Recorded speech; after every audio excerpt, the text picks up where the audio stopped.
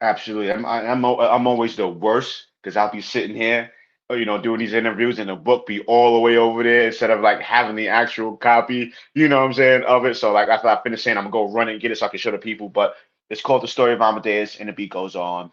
Shout out to my co-authors, Lynn Hobson, Trina Stackhouse. Couldn't have done it without those two amazing writers and queens.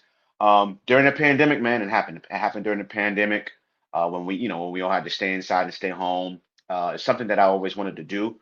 I've been encouraging kids for years. I would go speak to kids in schools and colleges and all type of things online, just wanting them to chase and live their dreams, like how I'm doing. And I just felt like I needed something tangible, something that I can leave them with, right? Because sometimes you can go have a conversation with someone, and they may retain everything that you say, and sometimes they don't. As soon as they walk out of that building, they might forget everything you said. But if you can leave them with something that they can take home to refer to, if they did forget what you say or what you shared with them, they can be able to pick up that book and relive those moments. So that was kind of the idea. Like I said, it came about during the pandemic. Very proud of it. Very, very, very proud of it. And for those that haven't, bought their copy, it's available on my website. The website is www.imkingamadeus.com. Once again, it's www.imkingamadeus.com. You can get it. I sign all copies. I write notes in there for everyone that makes a purchase. I'm fully independent, self-published, no Amazon, no. You got to come to me. You got to come to me, man. And people always ask you why you ain't on there, and you know, they take fees, man. They take fees, man. I want all the money. I want all the money within myself and with my co-authors, and so got to come to me directly, to get that book. And maybe later on in life I'll change and throw it on Amazon and get it in the bookstores, man. But I just want to be independent as possible. It just kind of alleviates all of those fees going everywhere and everybody getting a piece of the pie. I want it to all come to me, man. So if you're interested in getting the book, it's called The Story of Amadeus and the Beat Goes On, written by myself, Lynn Hobson, Trina Stackhouse, available on my website, www.imkingamadeus.com. And thank you for bringing up the book, and allowing me this opportunity to share with everybody that's tuned in.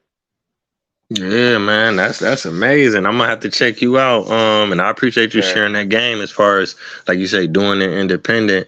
And I want to ask you one more thing about the book. Now you said you was writing it during the pandemic, and Yeah. a lot of people, especially in our community, like it was like a big cry for mental health, especially for black men. People going through anxiety and depression and stress, which we always have went through it, but a lot of people kind of got locked in and locked away from their family going Sure. through that process of writing the book and recalling, different things that you went through, like you saying, having something tangible, did that do anything for you mentally in regards to, those types of issues? Man, I'm gonna tell you, and I'm so glad you brought that up. Because, like you said, most of us Black kings don't talk about it, but that's something that I've vowed to do, just be as transparent as possible, in hopes that it can save another Black king. You know what I'm saying? That pandemic was difficult, man. It was one of the most challenging times for me, mentally ever. And I've been through some stuff in life. I think we've all been through a lot of, different hardships and challenges and struggles, situations. But that pandemic, it just really took a toll on me, man.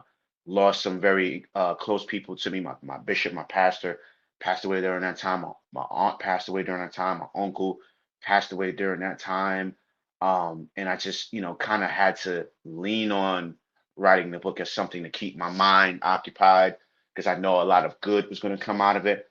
I had finished the book, and then my pastor had passed away, so I had to kind of go back and edit a few things and change a few things, and I actually dedicated the book to her because of her passing, and so it was a struggle, man, and I just for some reason I couldn't see light at the end of the tunnel.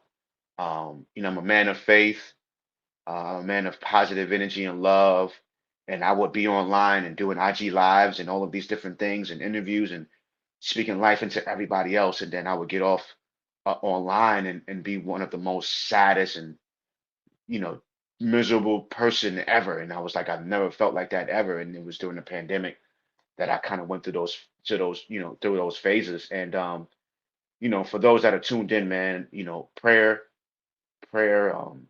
just finding my faith again, and just believing that one day I'll play drums again. You know what I'm saying? One day I'll be able to go back outside. One day I'll be able to get on a plane and go perform. do shows, and because everything that we do, when you think about it, in entertainment has to do with people. I can't play no shows if nobody's in the seats. You know what I'm saying? I can't. We can't record if we can't get in the studio, or I can't.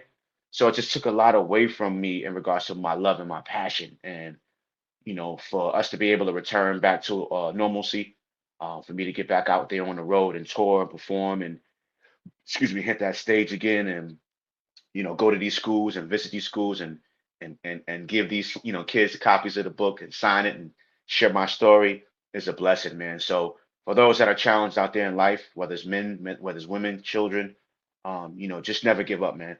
And I know it's very difficult. A lot of people have thrown in the towel. A lot of people giving up on life, took their lives. I didn't see myself in that place, thank God, um, because I know somehow, some way, God was going to come through. And that's just my faith that tapped in, and my belief system, and what I've lived through and what I've overcome. And God has been great to me, man. And last summer I lost my dad, um, and that took a toll on me as well.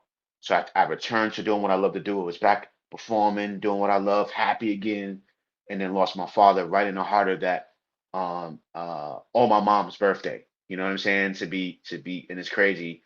So it hasn't made a full year yet. First Christmas without him, first Thanksgiving without him. His birthday and my birthday are in January, so his first birthday without him, him here.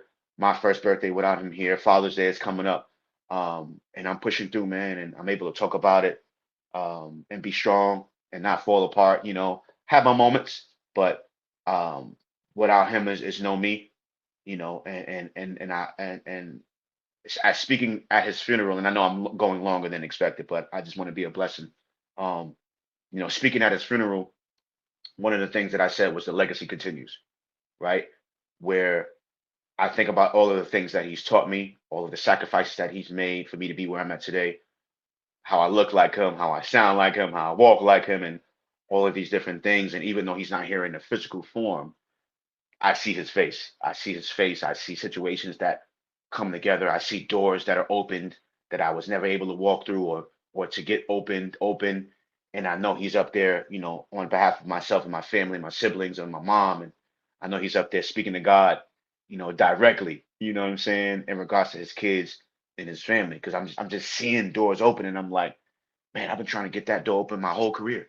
I've been trying to make that opportunity or that situation come to pass my whole career. Um, and then when my dad, becomes our guardian angel, now I'm seeing these things happen, man. So, it's tough. It's life can be tough. Life can be a struggle, but there's a lot of beauty in it, and there's a lot of beauty even within the hardships, um, that we endure in life, man. So I just want to speak life to everybody that's tuned in. I want to speak life to you, my brother. It's outlets like this, and it's conversations like this, that you've created, that allow others that are tuned in all around the world to be inspired, to be motivated, to be empowered, to not give up, because we all go through it. I don't care how much money you got. I don't care how successful you are. I remember walking around during the pandemic, looking at all these plaques on the wall and crying and saying, "Yo, I can't feed my family with nothing on this wall. Like they can't eat these plaques." You know what I'm saying? So I gotta hustle. I gotta work. I gotta do what I need to do to provide for me and mine. You know what I'm saying? So don't get caught up in the limelight and with all of the glamour and what entertainment business is. There's people that's rich as heck that can't smile. That's wishing they had love, like from a person. You know what I'm saying? Or authentic people around them. So, remain prayerful. Sometimes things ain't always what it seems. Sometimes the grass is not green on the other side. Just focus and worry about your grass. And I don't want to say worry. I just say focus. Focus on your grass. Make sure that you're watering your grass and watering yourself, and sowing seed that could sprout to something beautiful within yourself, and with your foundation. So thank you, King, for even bringing that up and allowing this conversation to go in this direction. Because the music is cool, the accolades is cool, but one thing I've always said, not always, at this moment in life, people would say, "Well, Amadeus, what do you want to be known for?" And it's like, I don't really want to be known for the music, because music comes and goes, right? There's legends that's overlooked, that's disrespected, that's not even valued anymore musically, because of the younger generation and people focusing on what's in front of them versus what used to be. So forget the music. Like, the music will always go on, and I love it, and that's cool. But I want to be known for conversations like these. I want to be known for impact. positivity, motivation, like, conversations or interviews that we can have where people can look back and look at this and be inspired to chase their dreams, right? Because if I lose my life, not lose my life, let me take that back. If God decides to take me home any day, right? You know, what's left? Like what's there that continue my legacy, right? Besides my kids, besides my family, it's these conversations. The music is going to play, but it's these conversations that people can look at and take the information that they got from this conversation and apply it to their own lives and go after theirs. You know what I'm saying? To be able to say, man, I heard this conversation that Amadeus had, in his interview, man, and he said this and this and this, and I listened to him and I applied myself and it really blessed me. And I'm the president of BET now because of that. I done made it to the NFL because of that. I'm a doctor. I'm a lawyer. Like I opened up my own charter school. Like, you know what I'm saying? I opened up my own business. I'm the highest, the number one clothing brand in the world based off of me listening to conversations that you two kings had that inspired me to be great. So that's where I'm at, man. And that's what I want to be known for. Man, you blew me away, man. That's truly powerful, man.